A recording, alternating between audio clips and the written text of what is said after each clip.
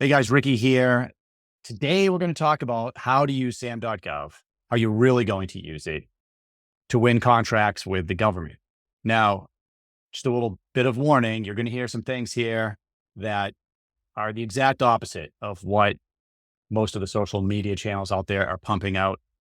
I'm a former government procurement officer. I managed over $82 billion in contracts for the federal government, and then started a coaching consulting business where I help companies sell to the government. Okay, so I've been on both sides of it now. And I'm going to tell you the truth, what is really going on in Sam.Gov, a very specific opportunity that you need to be looking for, and the work required to actually close a contract. So let's get into it. All right, guys. So this is Sam.Gov. Now, this is a government website. So not the smoothest, not the most user-friendly. Now, you don't even have to be logged in here to look for opportunities. So what we're going to do, first thing I do, just go to search. All right. Now, here is the big difference between what I'm going to teach you and what the gurus are telling you. You do not want to look for solicitations, meaning you don't want to look for a request for quote or request for proposal. But that's an official solicitation, meaning if you respond to a RFP or RFQ, you could be awarded a contract. You're going to write a proposal, which is a lot of work, or a solicitation. And then the government is going to critique that proposal, grade it, and then eventually somebody's going to be awarded on most of those solicitations. Now, here's what you're not hearing. By the time those solicitations come out, a tremendous amount of work has gone into this contracting process on the government side and on the company side. At the end of the day, relationships win contracts with the government. You don't have to have relationships from a childhood friend that's in the government. You develop these relationships specific to the opportunity. So there's very few people that can put you on contract. So we're going to develop a relationship with someone in the government that can put you on contract. This is how we do it. We look for sources sought. So I'm going to go down here to sources sought. And it pulls up a bunch. Look, there's 3,700 of these. Look, there's 3,700 sources sought. These are not all going to be things you can engage on because some of them are going to be past the due date. Now, it's March 28th today, 2024. So March 28th or after is what I want. I go into dates. So let's say the next 3 months. Okay. All right, great. Now I have 1,100 opportunities. And another good point about this is there are a lot of systems that will charge you a lot of money for helping you find bids, automating things. Some of them are worth the money, but those typically charge a lot, thousands of dollars. Right? You can do a lot with Sam.Gov. You can do a lot for free. And by the way, even though I have access to all those tools, Sam.Gov is the source documentation for most of the solicitations out there. So this is still, you have to learn how to use Sam.Gov, no matter what system you're using. You're going to have to go back here, double check the facts. If you really want to be successful, you have to know how to use this. All right. So I know that there's 1,180 sources sought out there. Let's talk about what this sources sought is. This sources sought is the government. This means that there is a government office that has the authority to put you on contract and has funding to put you on contract. They are going to put somebody on contract to solve a problem.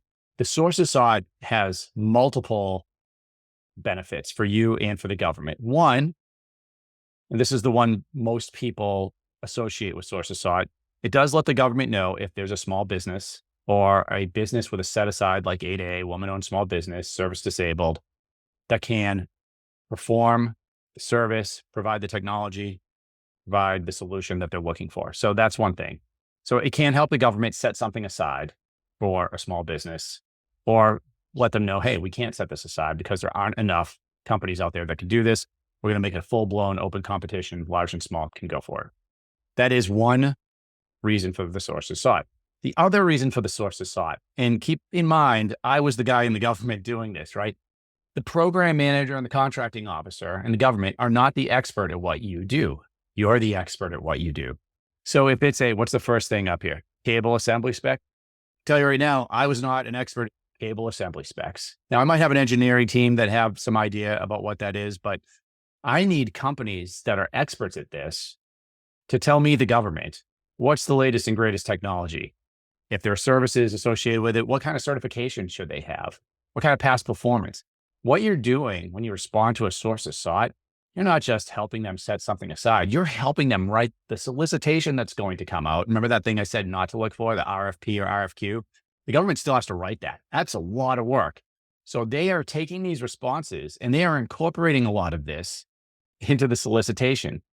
You're starting your relationship with that office. They now know your name. You've now helped them. And so you're going to request a meeting or a demo of whatever you've got.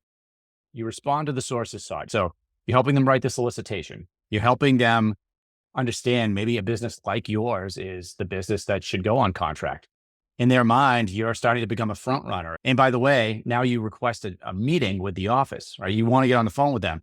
And you get in a meeting with them, you show them your past performance, even if it's just commercial past performance. This is the work we've done. You're talking with them. And what you're learning when you communicate with them, by the way, is all of the use cases the government has for this cable assembly spec. I haven't even opened the sources sought, but I could tell you right now, all of the use cases for this are not in there. You're going to learn about these use cases during your meetings with the government, and your competitors aren't going to know about them because they're not all going to end up in the solicitation. So when you write your proposal, it's going to be so much better and so much more targeted toward what the government actually needs. Let's go back to Sam. Okay. So we brought up a bunch of these sources sought. I'm just going to open the first one here. This one's due in a couple days. It's with a defense logistic agency.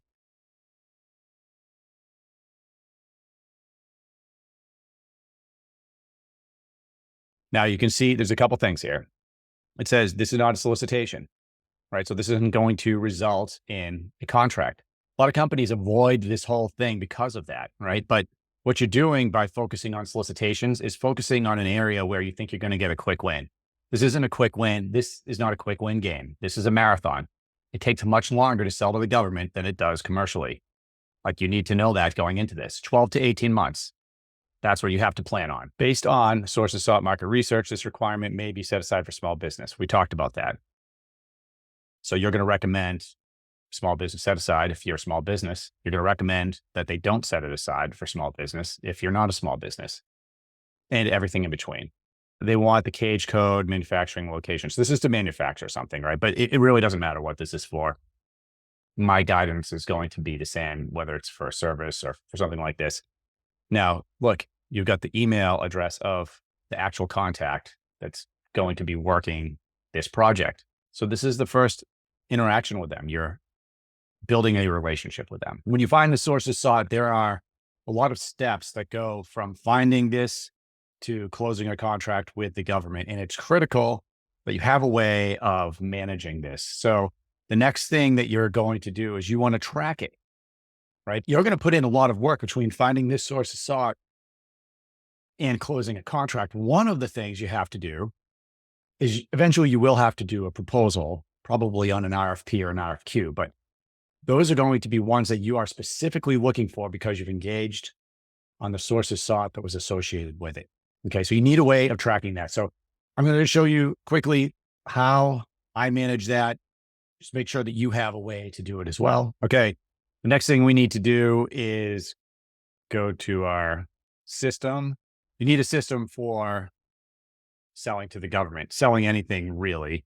I like a CRM that's combined with a pipeline, combined with a place where you can host your website, do all of your email tasks, people that are working for you, if you have people that are working for you. So this is what I use, GovClose. And I want to add that opportunity to the appropriate pipeline. So in all of these pipelines are specifically designed for selling to the government. So we're going to go in our sources sought pipeline. Okay. Now, create an opportunity. I'm going to plug and play the name in there. We want to this is pretty important, okay? You want to make sure that you have contact, add the contact's email. I'm going to assign this to one of my salespeople. I'm going to give it to Stephanie. This is with the Defense Logistics Agency, and I also want to save the link to this. I can plug the link right in here in the Sam.Gov link. Okay. The rest of this will fill in as you go through the opportunity. So there's a lot that's going to go into that. I'm going to create this opportunity. And I'm also going to assign a task to Stephanie. Now, once you talk to the office, you're going to have a good idea of when the solicitation is actually going to come out. Let's just say we talked to them and they said by mid-June, this is going to come out. So probably around, we'll say 7 June. I want to make sure that we're looking for that's going to add a task. And so Stephanie's going to have that in there assigned to her. And every time we go into the pipeline, it's going to be looking at her. Hey, we're monitoring for this solicitation release. And you move it through the pipeline what would actually happen here is we would read all of the attachments and we make a go, no-go decision. Okay. So you can see there's a process to this. This is the long game. Selling to the government is not a get-rich-quick scheme, right? You got to plan on 12 to 18 months normally to win a government contract. You're going to write a response. You're going to submit it. You want to confirm receipt, request follow-up meeting. So after all of this is done, you can see all of the steps, right? We're going through. We have submitted, even writing the source of sought, which I cover in other episodes, is a lot. We make sure that they received it because the government is notorious for blocking emails. So if you don't get a confirmation of receipt, no matter what you're sending them, you need to make sure that it didn't get blocked by the government email system. Call them, send an email with no attachments, do whatever you have to. You're trying to get a meeting with them, like meetings win contracts. But after they've confirmed everything, you are monitoring for the solicitation. And that's the column we have right here. Now, at this point, you should also know how much this opportunity is worth. So this opportunity, this could be worth, after you talk to them, if you're manufacturing it, maybe it's a I'm just going to make something up here. We find out it's a $435,000 opportunity. Okay. Is that worth spending 6 to 12 months trying to close that contract? It probably is for your company, right? And you can see there are a lot of steps here. Now, I want to, hold on, all right. So just something I want to talk about real quick. All right.